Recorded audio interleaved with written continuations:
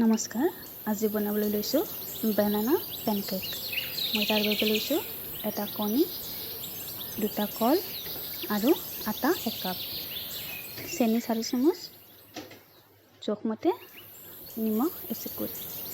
আটাৰ সলনি আপোনালোকে ময়দাও দিব পাৰে। এতিয়া মই পেন উঠাই দিছোঁ, হাই ফ্লেমত ৰাখিছোঁ গেছটো। তাত ৰিফাইন দি দিছোঁ।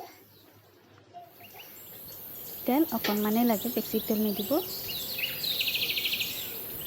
এয়া মই মিক্সাৰখিনি দেখিছে আপোনালোকে কণী যদি 2টা দিয়ে, কল 3টা বা 4টা দিব। ডাঙৰ সাইজৰ হ'লে 2টা দিলেও হ'ব, সৰু সাইজৰ কল হ'লে 4টা দিব। আৰু আটা বা ময়দা 2 কাপ দিব। সেই অনুসৰি চেনি আৰু নিমখৰ পৰিমাণটো আপোনালোকে দি দিব। এতিয়া পেন গৰম হয়, এয়া মই দি দিছোঁ। খুবেই সহজ বনাবলৈ। এয়া দেখিছে নহয়। এতিয়া তাত ঢাকনি লগাই দিব, চিমত ৰাখিব। এয়া 2 মিনিট চিমত ৰাখিব।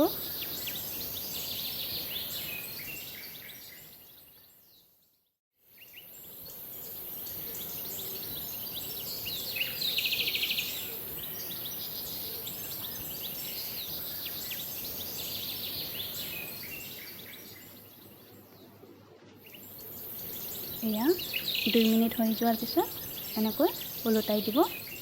আকৌ 2 মিনিট এনেকৈ ঢাকনি লগাই থৈ দিব।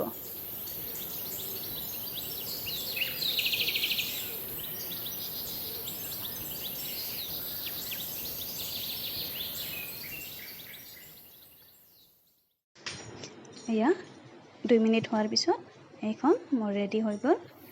এতিয়া মই বাকীকেইখনো এনেদৰে বনাই ল'ম।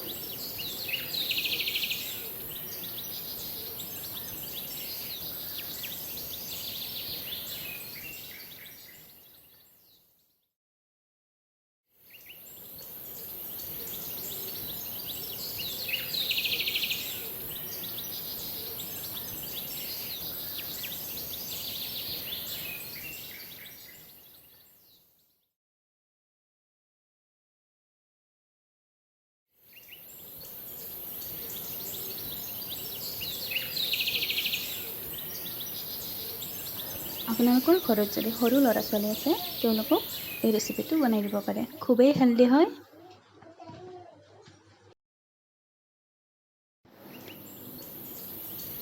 ভাল লাগিলে লাইক কৰি দিব, শ্বেয়াৰ কৰি দিব আৰু ছাবস্ক্ৰাইব কৰি দিব।